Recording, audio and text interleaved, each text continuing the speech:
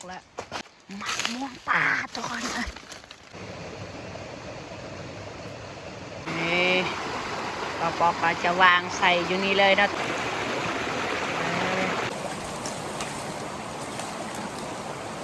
นี่เขาก็จะไล่ทุกคนเลยสงสัยกุจิมานโอ้โอ้ยเยอะนี่ผลงานเนาะทุกคน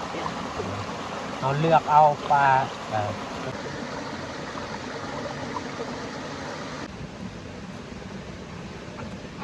โอ้ก็จะออกแล้วนี่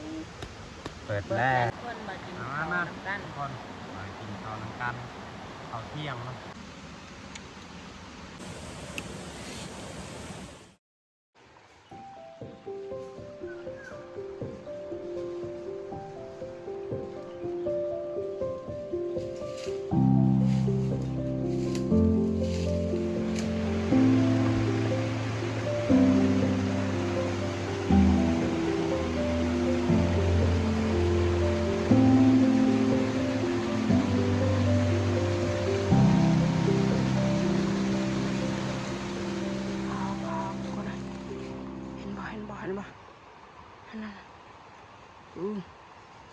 ปลาตัวบักใหญ่นะทุกคน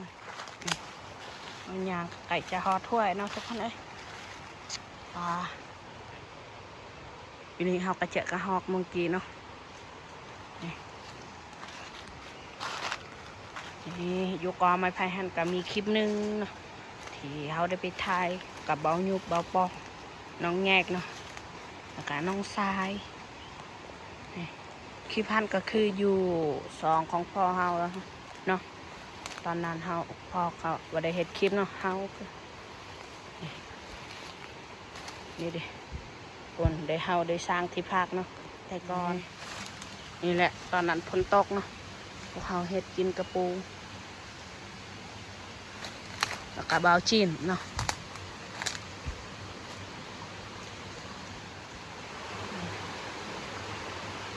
วันนี้เขาเคยไป11เนาะแต่เดือนหนึ่งเทื่อนึงเขาไปเนาะนี่ทางขึ้นเทิงเลยบ่าวปอกกำลังไปเอาไม้ไฟเนาะทุกคนหรือว่าไม้พงเนาะเอามาแย่ใส่มะม่วงป่าเนาะโอนมะม่วงป่าเนาะทุกคนเนี่ยมาปีโอ้ยมะม่วงป่าทุกคนเลยนี่ดิ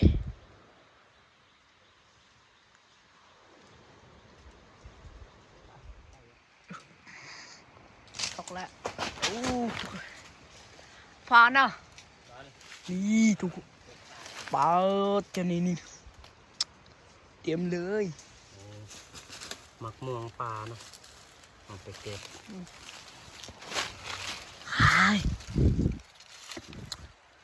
มักม่วงแบบนี้ต้มกันหวานบอลนี่แหละบอลนี่มีหมักเดือนเนาะแล้วก็นี่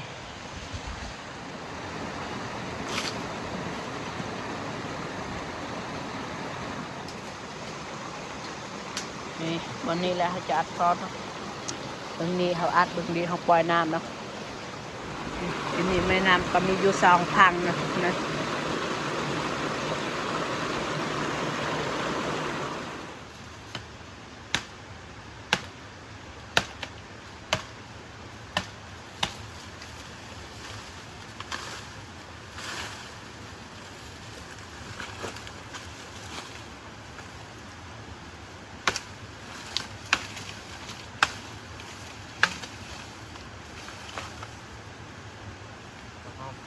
การใต้เอาต้นมันเริ่มพาเนาะหลังจากเขาพานเรียบร้อยครับใส่แบบนี้ น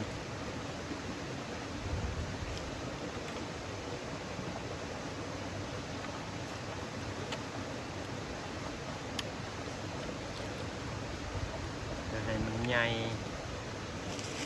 เวลาเอาสาร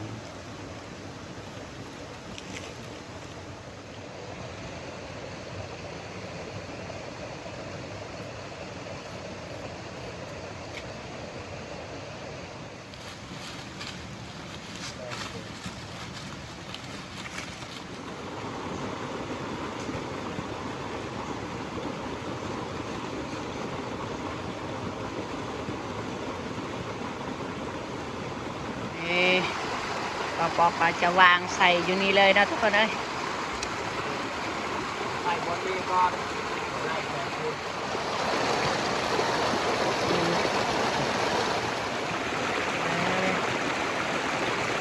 ใส่อยู่นี่แหละก็เก็บเอาออกทีเบิดแถวนี้ว่าปลามันไหล ไล่ให้ ยังไงมันตายให้ไหล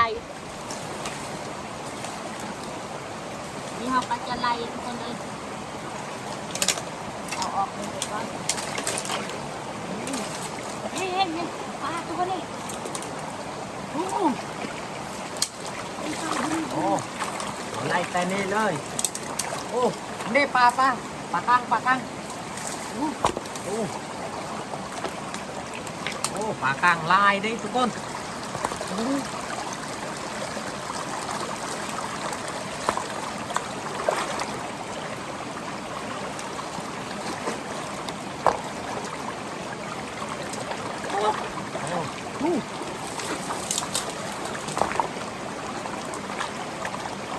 เอาออกคืนเลย ปลาติดเมนปลาข้างอยู่นี่โอ้จับ พวกบอลเท่าไรนะทุกคนอยู่นี่ก็มีปลาข้างโอ้เฮ้ยปลาดุกคนนี้ ลงได้บอก ทุกคนติดเมนปลาข้างเอ้ย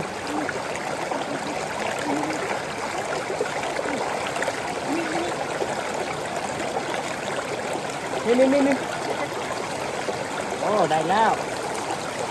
นี่ ว้าวทุกคน ปลา เล กลาย งเนาะทุกคนนี่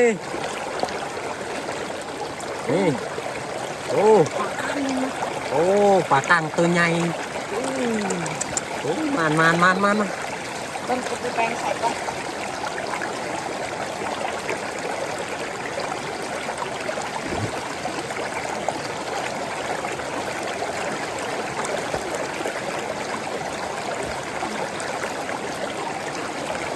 แต่เขาไล่เลยไล่ลงลุม เขาจะไล่ลงลุ่มเลย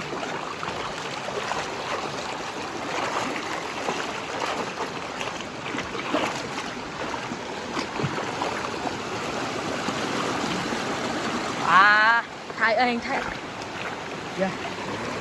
ว้ายกโอ้โหปลากางนี่เห็นบ่ไป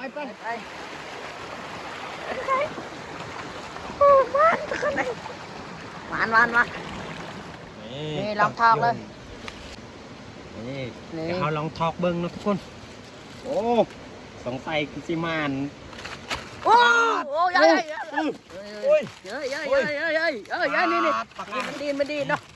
โอ้ยนี่ปลาตัวหนึ่งเนาะ นี่ปลากาง3 โตนี่ โอ้ใส่มียังแน่ นี่มันดูโอ้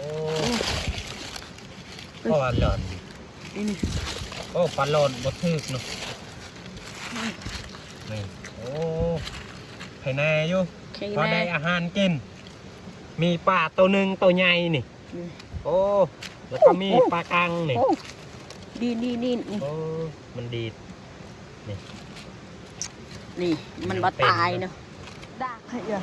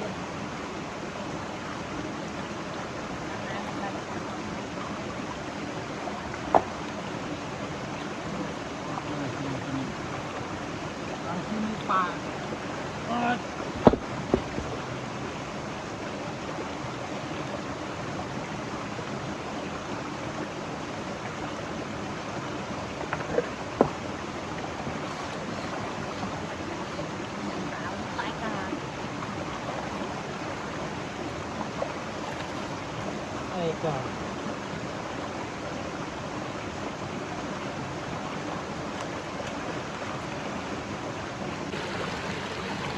คันเฮ็ดยาวมันก็บ่ถึงเนาะทุกคนเฮาต้องเฮ็ดสั้น ยาวแต่ ๆเนี่ยจะไล่เนาะทุกคน ยาว ยุเลยยกเลยยกเลย ยกขึ้นเลยเอาไปบอลบางทีโอ้โห ว้าว โอ้ย โอ้ย กระปูนี่ กระปู ปาดเอาออกเบิ่งใบใหม่ นี่นี่นี่นี่ นี่โอ้ ยังอ่อนยัง มั อ่อน น มันกระปูยังอ่อนไว้เลยอยู่หันจังหน่อยครับนี่เดี๋ยวเขาสิทอกเบิ่งเลย ถอกเลยถอกเลยว้าวทุกคนเลย ปาดตัวป้านี่ตายแน่นอน เพราะว่าโดนเอาใส่เวลา1 ชั่วโมงนี่มันตายแน่นอนนี่ อุ้ยมานทุกคนเลย มัน มาน ปาด ปลาตัว โอ้พอได้อาหารอยู่นี่ ปลาโลน โอ้ยังโตเป็น โอ้ปลาอยู่ในวังก็คือใหญ่เนาะ แมงโอ้แค่แน่ แค่ไหน ไม่ใช่เขาสีเกียมไปเฮ็ดอาหารเลย นี่ กระปูตองโต ถอกเบิ่ง คนงานเที่ยวได้นี่ลายเติบมือนี้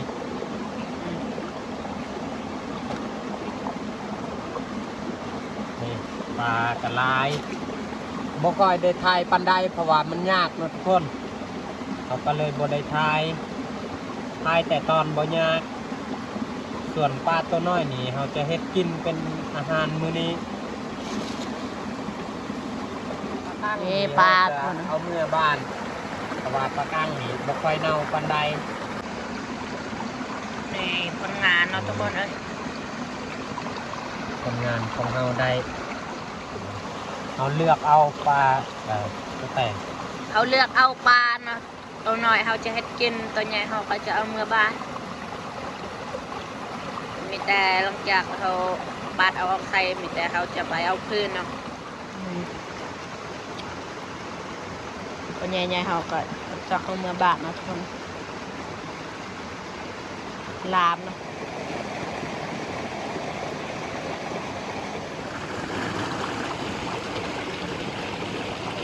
จ้า เป็นโอ้ผสมเลยไม่ต้องแกะออกทีเนาะเพราะว่าปลานี่แซ่บเรากินกับพีเลยที่ผสมแจว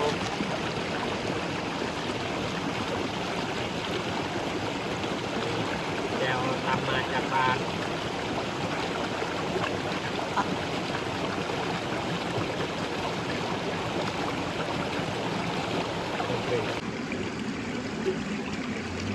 มุกบะ โอ้หอมขนาด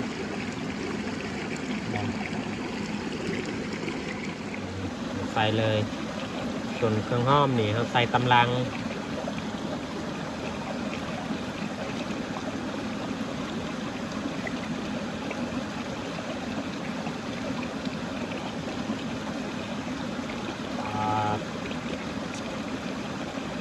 เผ็ดเป็นเผ็ด โอ้หอมบัวนี่ใส่แบบนี้เลย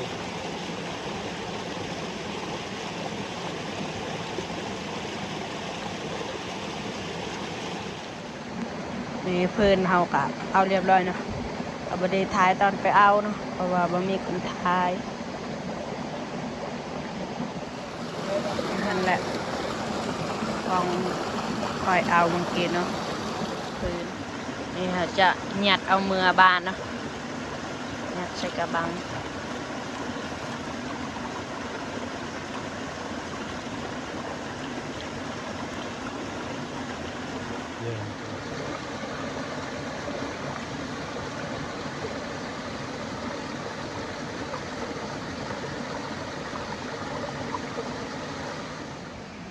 นี่ครับกระดังไผ่เนาะทุกคนกระดังลงเนาะ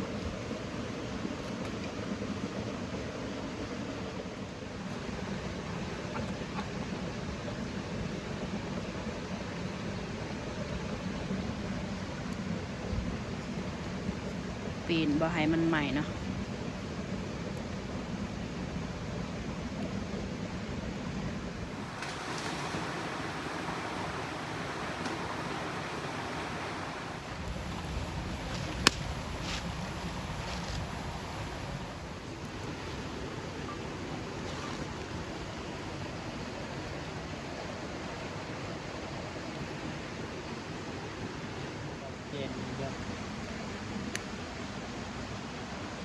เลย พองเลย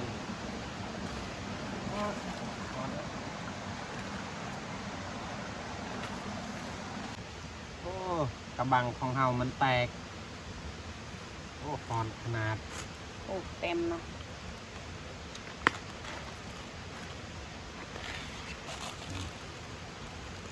รวมหัวเกียมเรียบร้อย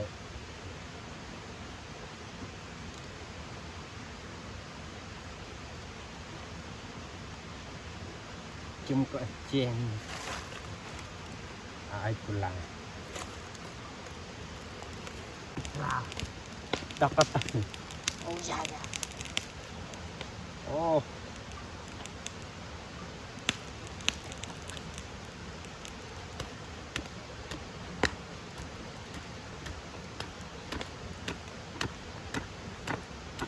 โอ้ใกล้จะออกแล้วนี่ เปิด เปิด แล้ แล้ว วโอ้บนเรือเลย ใหญ่เนี่ย กินจะทานก่อนกินหมดเทศ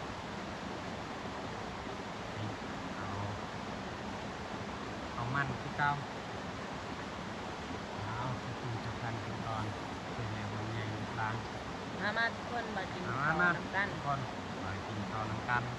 ข้าวเที่ยงเนาะตอนนี้กะเวลา1 โมงปลายแล้วนะ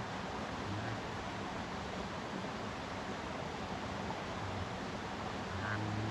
ข้าวป้านี่อาหารแซ่บอยู่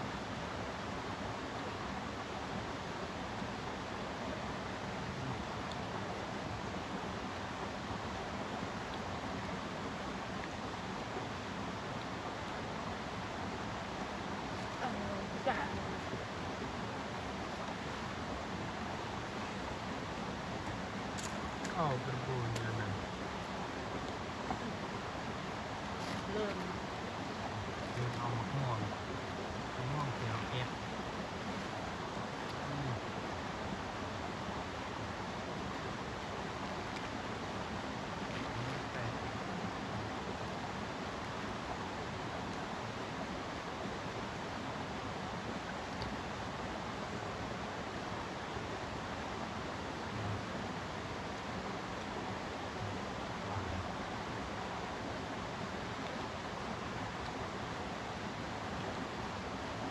พาเพื่อนหน่อยเป็นยังไงปันใดมีสุดคือคำนี้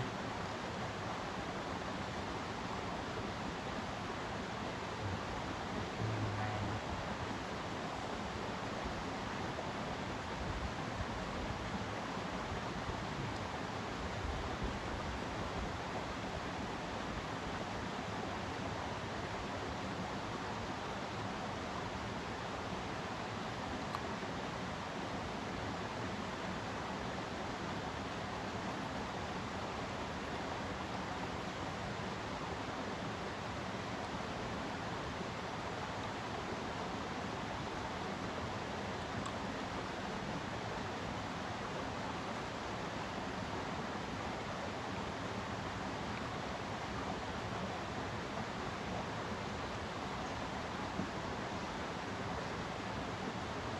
ฝ่ายมืดครึ้ม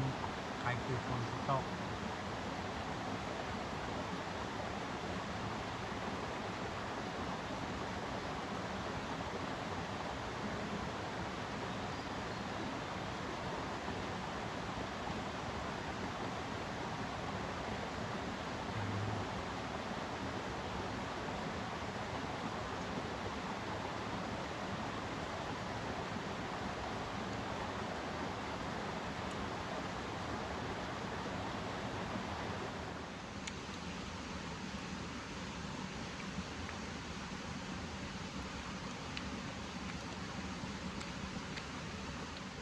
เริ่มใหญ่แล้ว เริ่มเป็นบาว อีกบดนก็ที่เป็นบาว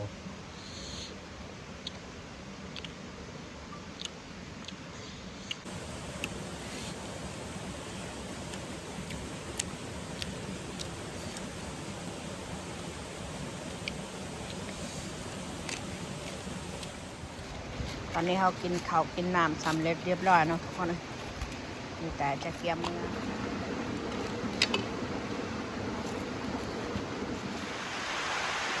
อ